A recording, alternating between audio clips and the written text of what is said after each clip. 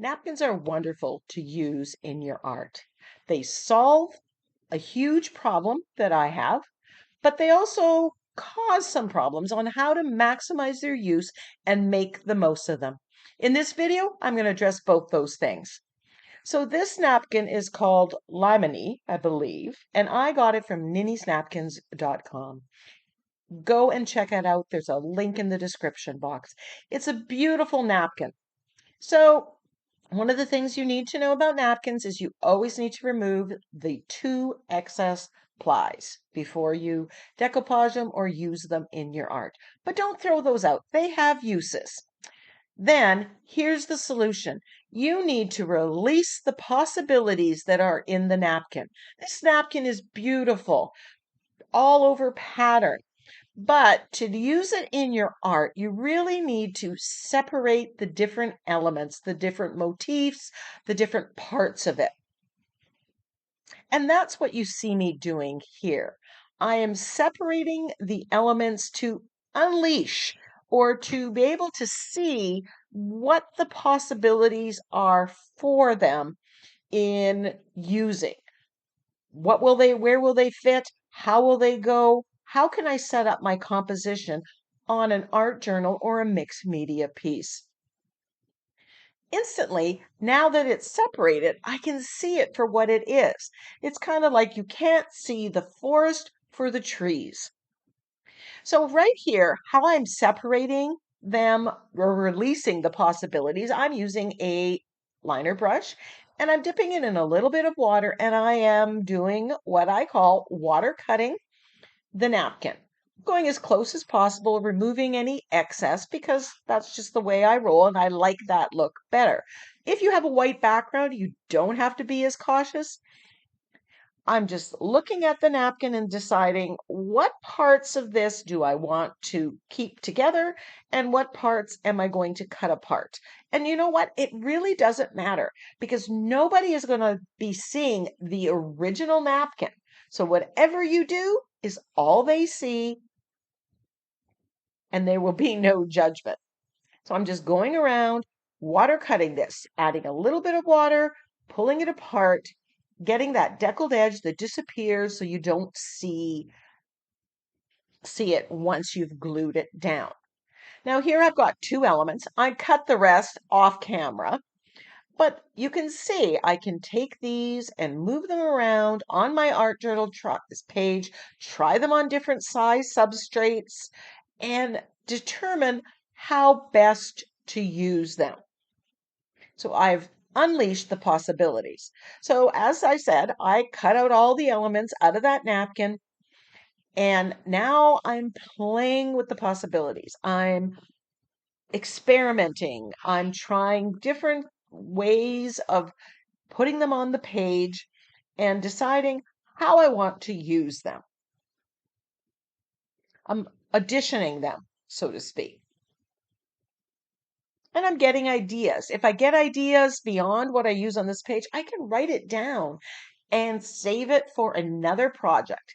Every napkin, you can get multiple art journal pages or mixed media pieces using it. I'm liking here, I could take these and line them up here and make kind of a border and then put something on the other side. Now, if you don't have this lemon napkin, follow the steps that I'm doing here with whatever napkin you have. Release the possibilities, play with the composition, audition it. So now that I have an idea of how I want to proceed, where I want to put the focal image, I am just putting down a layer of base color. I'm using unbleached titanium and white gesso. Now, napkins are a good solution for those of us who can't draw. Raise your hand, or you think you can't draw. It allows you to get larger size focal images very inexpensively, especially when you see that one napkin can give you multiple focal images. Now there's a little bit of pink in that napkin, so I'm taking the colors from there and I'm using this archival ink. Archival ink is permanent once it's dry. It's not going to reactivate. And I'm using one of my script stamps. Script stamp, perfect things. If you're just starting out or you don't have one, you're going to want one. You will get so much use out of it. So I'm just going to stamp this. I believe it's plum color. I know later on I look at it and show the cover of it. I only have a navy, a plum, some brown, and a black in archival ink. I do not have every color under the rainbow. I don't use them in my mixed media, but these are the colors that I use. So now that I've put the script stamp in there, that's adding to that background. I do want to keep the background fairly simple, fairly neutral, and let that napkin focal image shine and really be focal. Yep, it's plum. Now I want to add a little bit of texture to my background, and I'm using this layered wallpaper stencil from the Crafters Workshop. One of my favorites. Reads a little bit vintage. The motifs of it kind of coordinate with my focal image. And I'm using the Crafters Workshop modeling paste, and I'm just putting it through the stencil with a key card. There's one area. I don't want this front and center. I want this subtle, but I do love texture on my page. And so when I set up that composition, I wanted to have enough open space to really highlight some of this, to add this. Because if what you are covering up is most of the page, then you're going to have missed opportunities for adding a whole lot because you're not going to see it. I've added this in 3 places. 3 is the magic number. Odds. Always think odds. So I put the focal image back in place, and now I'm ready to glue it down. I'm using my fluid matte medium and just putting on a generous amount of it. Now, one thing you need to know, solving a problem with napkins, napkins get very fragile when they get wet. So once you get that matte medium on it, underneath and on top, it becomes very fragile. So you want to be very gentle with it. Now here, that script is showing through. If you want to avoid that, like it is right here, what you need to do is just use some white gesso and knock that back so you don't see the script coming through the very translucent napkin. The napkin gets very translucent when you make it wet. So here is the solution to that.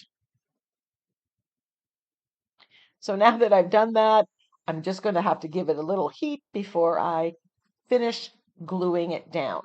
And you'll note that I am putting a coat of fluid matte medium underneath and on top. And it's really important that you put that on top because I am sealing that. I am turning the napkin into a non-porous surface because later I am going to overpaint it.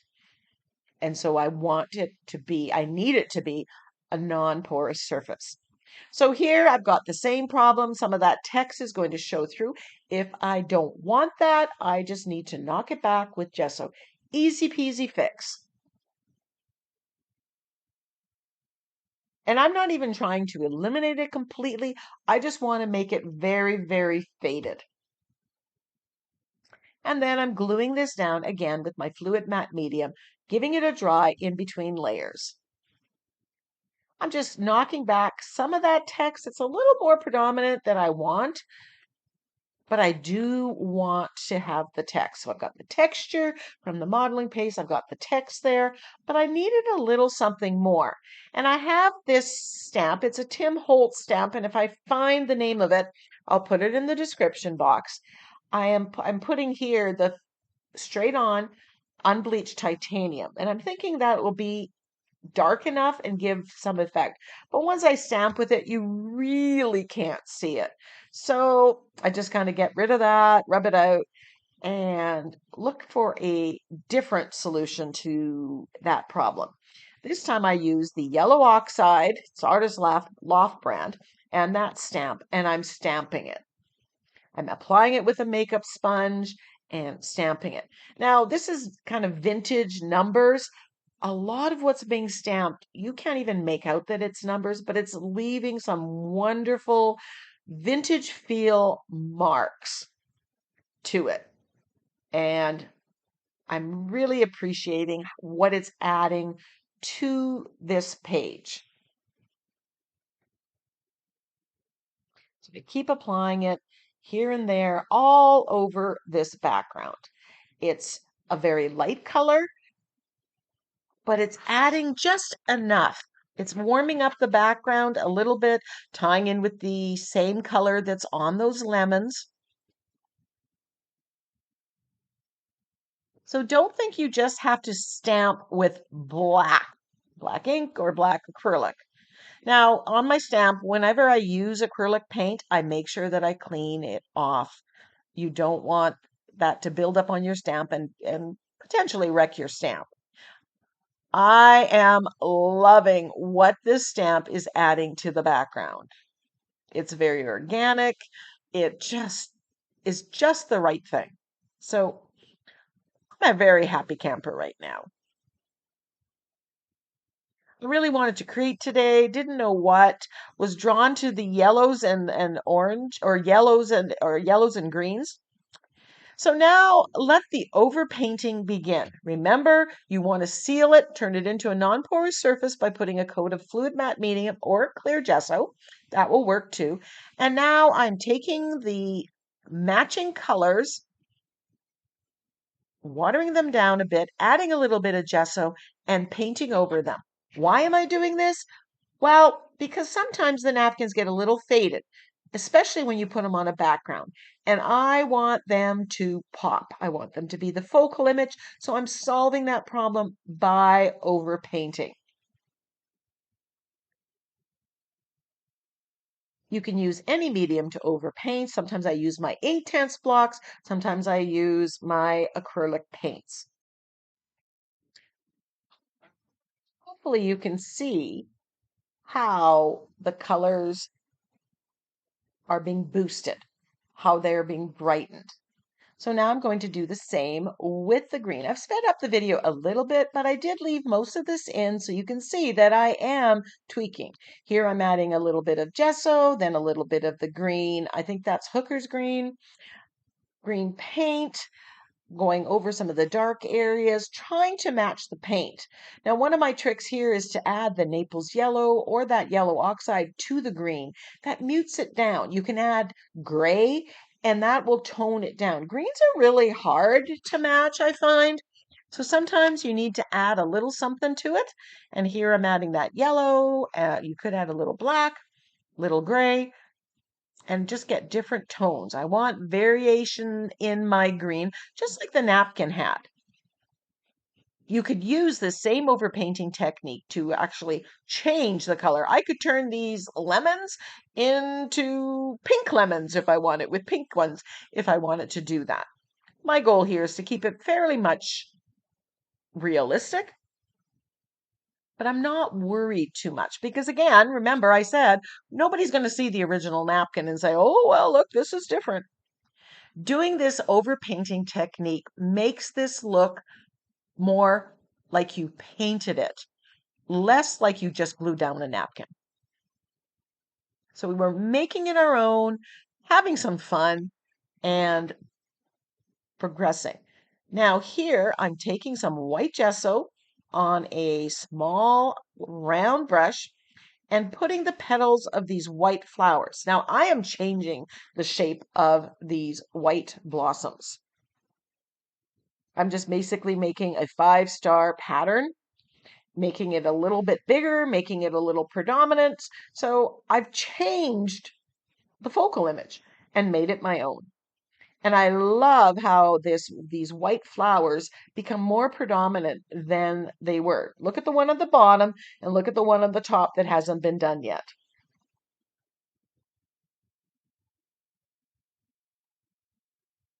And I'm just really globbing on. And Again, something else, another element. This I just love. Adding this white just brightens it up. It makes it my own. I think I've improved that focal image. Yay me.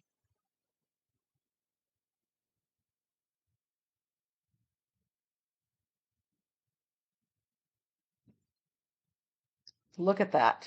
It's texture and oh, just yumminess. Want to make sure it dries. So now there's that little bit of pink and I want to bring that out. And I'm just I took some quinacridone magenta and I mixed it with a little bit of that Naples yellow. And I'm adding to those blossoms that are there and just tapping in the middle of it. And then I'm even squishing it down with my finger. I just want a blush of that color there, just like the original. I don't want too much. I just want a kiss of it.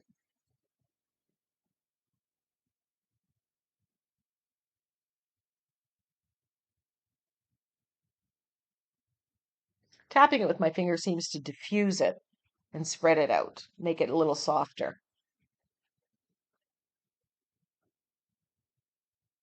Didn't like this one, so I'm covering it up, docking it back with some white gesso. So you make a mistake, there's always a solution. Looking at the composition that I have on my art journal page, is that what you could see from that napkin? Remember, the big secret here is release the possibilities. Here I'm just thinning out the paint and just splattering, adding a little bit of pink to the background. Not too much, just a much smidgen of it.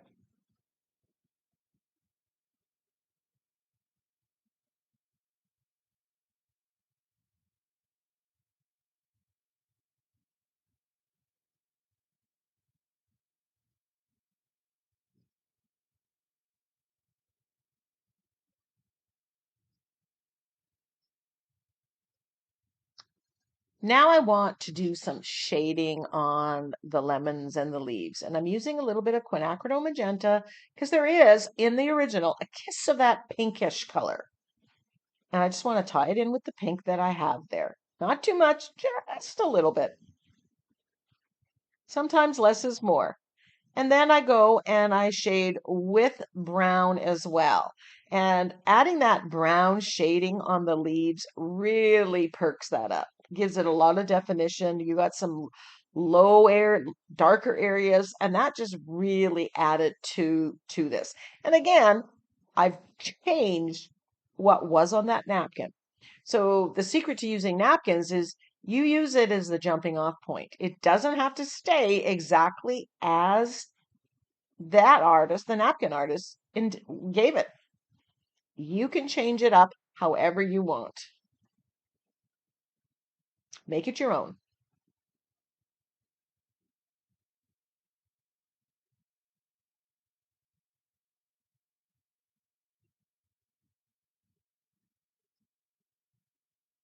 You can see how, with the shading, with the darkening of the colors, the napkin is very much the focal image. Here I'm adding a few highlights with white and basically the same shading technique. Now I want to add a sentiment. Now this is from my Grateful, Thankful, Blessed sentiment pack. And those, if you want sentiments that are digital, that you can make bigger or smaller and fit any substrate, check out I think I got more than 12 sentiment packs, and they're available at NINNYSNAPKINS.com. So these ones, I actually printed out on tissue paper. I'll link the video where I teach you how to print on tissue paper. Now I'm just cutting them out and then I can position them where I want them on my art journal page. The benefit of doing it on tissue paper is you've eliminated that white background. Once I glue this down, the tissue paper goes translucent and all you get is the letters and the background colors shine through.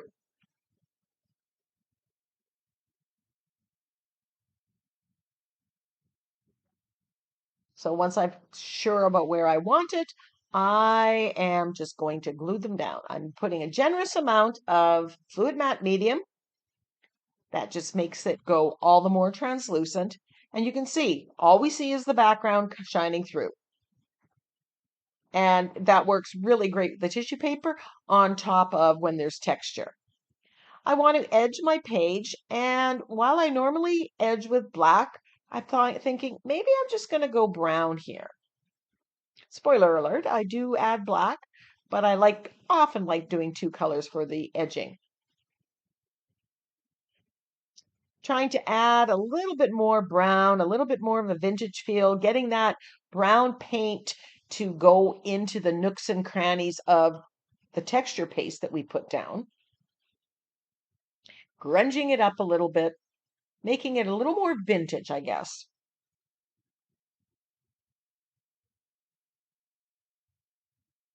Rubbing the makeup sponge on top a little bit.